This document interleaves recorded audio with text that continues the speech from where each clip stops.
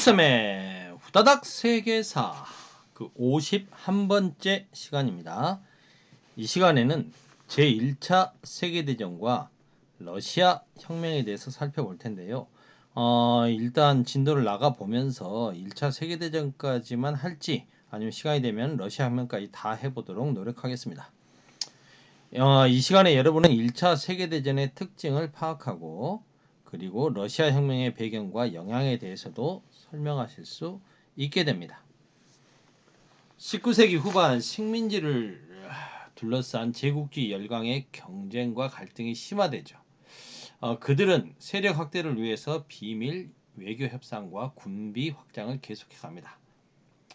독일의 수상이었던 철혈 정책을 펼친 비스마르크.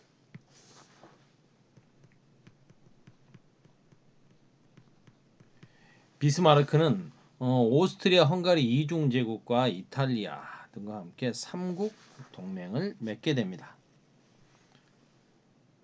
그러면서 이제 유럽 세력의 세력 균형을 유지하고 그리고 이제 프랑스를 고립시키는 거죠. 그러면서 독일의 발전을 꾀하게 됩니다. 당시 이제 새롭게 독일의 황제가 되는 비렐름 2세는 비스마르크를 수상직에서 좀 해임하고 이거 좀 비스마르크는 너무 안정 위주로 간다. 나는 팽창으로 가겠다. 이거 아니겠습니까? 그래서 3B 정책을 추진하면서 팽창 정책에 나서게 됩니다. 이러한 독일에 맞서서 영국, 프랑스, 러시아는 3국 협상을 만들게 되는 거죠. 영원히 푸르러 독한 오이. 그러면서 영국은 이제 콜카타, 카이로, 케이프타운을 연결하는 3C 정책을 펼치게 되면서 이제 독일의 3B 정책과 영국의 3C 정책이 충돌하게 됩니다. 이건 좀 지도로 그려보면 좀 편할 것 같은데요. 일단 한번 선생님이 이 부분을 세계지도 일부를 좀 그려보면서 설명을 해보도록 하겠습니다. 유럽부터 그려볼까요? 어딘지 아시겠죠? 스칸디나비아 반도, 발트해, 덴마크, 네덜란드, 독일, 프랑스, 이베리아 반도, 이탈리아 반도, 그리스, 크림 반도,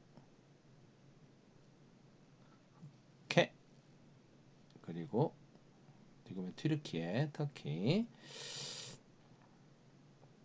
그리고 쑥 와서 이집트 이쪽에 이제 티니지, 아프리카 이렇게 쭉 와서 뭐 소말리아, 사우디아라비아,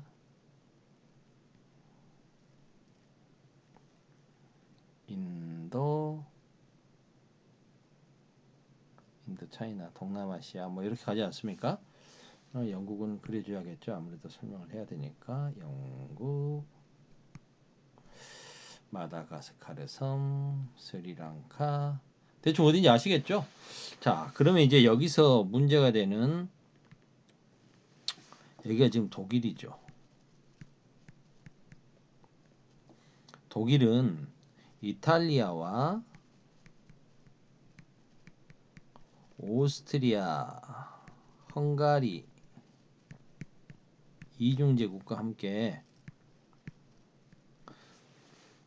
삼국 동맹을 결성해서 프랑스를 고립시키는 정책을 펼치고 있었습니다. 반면에 이제 영국은 프랑스, 러시아가 이제 나중에 삼국 협상을 맺게 되는 거죠. 근데 이 비스마르크의 현상 유지 정책, 독일의 프랑스 고립, 독일 성장이라고 하는 정책을 이 비렐름 2세라고 하는 황제가 비스마르크를 해임시켜 버리고 세력 확장에 나서는 거죠. 독일의 수도가 당시 독일 수도가 베를린 아닙니까? 그래서 베를린과 비잔티움, 이스탄불이죠. 그리고 바그다드, 연결하는 철도를 구상하는 거죠. 그러면서 중동 지역으로 아시아 쪽으로 진출하는 3B 정책을 펼치게 됩니다.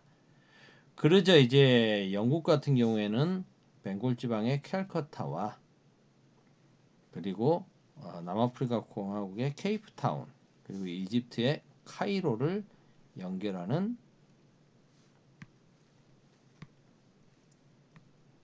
3C 정책을 추진했던 거죠. 그래서 이렇게 충돌하게 됐던 겁니다. 그런데 이 제국지 열강 간의 식민지 경쟁과 함께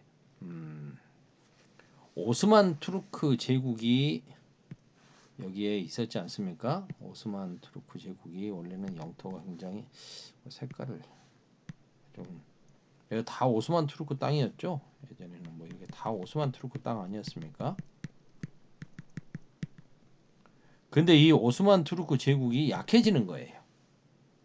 러시아하고의 계속 러시아는 남하 정책을 펼치고 있었지 않습니까? 러시아하고 로트 전쟁을 여러 차례 펼치기도 하고 이 크림 전쟁이라는 전쟁을 하기도 하고요. 그리고 이제 그리스가 독립을 하게 되니까 그리스가 독립을 하게 되면서 이 발칸반도 쪽에서 여러 가지 민족주의 운동이 일어나게 되는 겁니다. 발칸 동맹이라는 게 결성돼서 오스만 투르크하고 전쟁에서 승리하면서 세르비아가 독립하기도 하고요. 이런 여러 가지 분위기 속에서 이제 오스트리아 헝가리 이중 제국이 이쪽으로 또 세력을 확장하려고 시도하는 겁니다. 독일의 3B 정책과 맞물리는 거죠. 죄송합니다. 살에 들렸어. 물 한 모금 마시고. 이러면서 이제 세르비아는 형님 러시아 도와주세요라고 하는 거죠. 그래서 러시아는 범슬라브주의, 오스트리아 헝가리 이중 제국은 독일과 함께 범게르만주의로 이 발칸반도로 세력 확장을 꾀하게 되는 겁니다. 이래서 발칸반도가 유럽의 화약고가 되는 것이죠.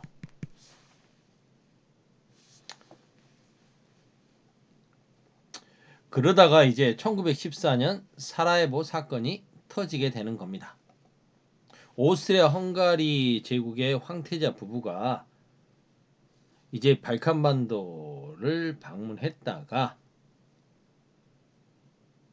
세르비아 청년에게 총을 맞고 죽는 사건이 생기는 거죠. 그러니까 이제 오스트리아는 세르비아에게 선전포고를 하게 되는 거죠. 러시아는 범슬라브주의로 세르비아를 지원하게 되는 거고요. 그러면서 삼국 협상이 따라서 들어오는 겁니다.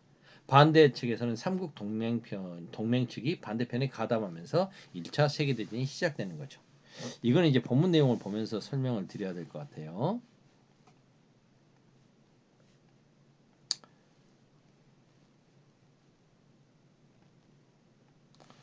자, 계속하겠습니다. 그래서 이쪽의 발칸반도는 범게르만주의와 범슬라브주의가 맞붙게 되었다. 그런데 1914년 사라예보 사건이 터졌다. 그러면서 오스트리아 헝가리 제국이 세르비아에 선전포고를 하고 전쟁은 삼국 협상과 삼국 동맹의 확전으로 인해서 1차 세계대전으로 확대되어 간다. 초반에는 독일이 우세했습니다. 군사력을 준비를 많이 했으니까요. 그런데 이제 프랑스군이 강력하게 저항을 하는 거죠. 원래 독일은 이제 좀 단기전을 생각했었는데 이러면서 이제 프랑스의 강력한 저항에 부딪혀서 이제 뭐 솜느 전투, 마른 전투, 솜 전투, 마른 전투 등에서 프랑스의 강력한 저항에 부딪히면서 전선이 교착됩니다. 서부 전선이. 그런데 이탈리아가 삼국 동맹 측이었던 이탈리아가 동맹을 탈퇴해서 연합국에 가담하게 됩니다. 그 이유는 이탈리아 북부 지역의 땅들 중에서 일부가 오스트리아에게 뺏긴 땅들이 있거든요. 근데 이제 오스트리아 사이가 안 좋았어. 근데 이제 그 삼국 협상팀에서 은근히 비밀리에 접촉을 해온 거죠. 접촉을 해온 거죠. 그래서 만약에 네가 우리 편에 가담하면 너희가 오스트리아한테 뺏겼던 잃어버렸던 땅 되찾게 해주겠다라고 한 겁니다. 그러면서 이제 이탈리아는 동맹국에서 이탈해서 연합국에 가담하게 되는 거죠. 동부전선에서는 러시아와 서부전선에서는 프랑스와 양쪽에서 이제 전선이 고착되면서 지루한 참호전이 시작됩니다. 물론 독일에게 편이 없었던 건 아닙니다. 발칸반도 지역에서 러시아에게 땅을 많이 뺏겼던 오스만 제국, 오스만 트루크 같은 경우에는 이 기회에 독일이 승리하면 러시아에게 빼앗겼던 땅 회복할 수 있지 않을까라고 생각을 하게 됩니다. 그러면서 독일에게 붙게 되죠. 그리고 세르비아의 라이벌이었던 불가리아도 독일 편에 붙게 됩니다. 근데 이제 전쟁이 장기화되니까 외부로부터 물자를 가져와야 되는 입장이었는데 유럽으로 물자들이 들어오는 걸 막아야만 했던 독일은 유보트를 이용해서 무제한 잠수함 작전을 펼치게 됩니다. 영국 쪽으로 들어오는 모든 배들은 다 차단하겠다 이겁니다. 근데 이제 미국의 상선 루시타니아호가 짐을 싣고 가다가 유보트의 공격을 받아서 침몰하게 되죠. 그리고 이제 미국이 이걸 계기로 연합국 측에 참전을 하게 되면서 전쟁은 연합군에게 유리하게 바뀌게 됩니다. 근데 독일에게 계속 불리한 일만 있었느냐? 그건 아닙니다. 러시아에서 뒤에 나오겠지만 러시아에서 혁명이 일어나 버리죠.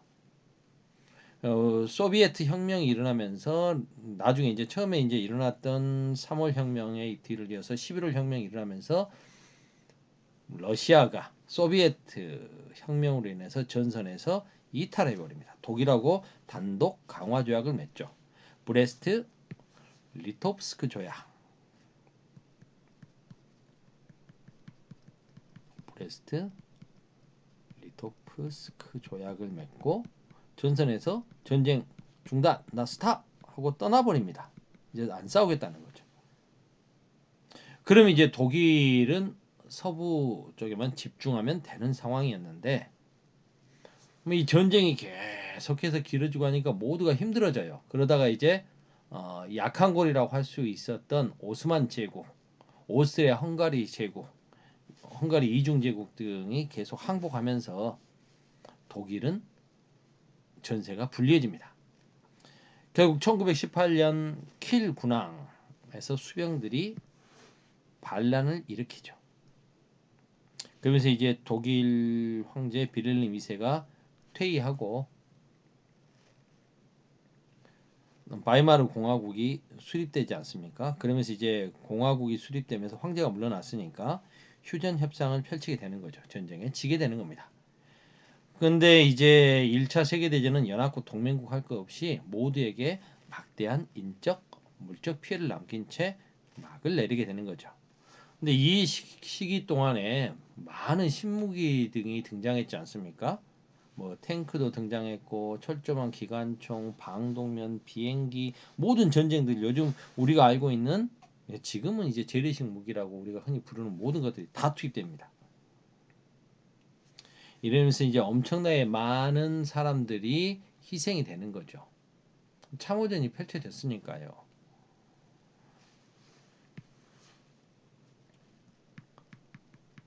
참호전이 펼쳐졌고 많은 사람들이 죽었고 전방 후방 할 것 없이 모두가 다 총력전으로 나서게 됐던 거죠.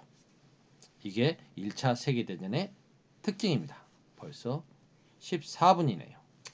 우려했던 대로 1시간 만에 안 끝나네. 2시간에 나눠서 가야 될 것 같습니다. 일단 푸셈의 후다닥 세계사 51강 제1차 세계대전과 러시아 혁명 중에 1차 세계대전 파트만 마치겠습니다.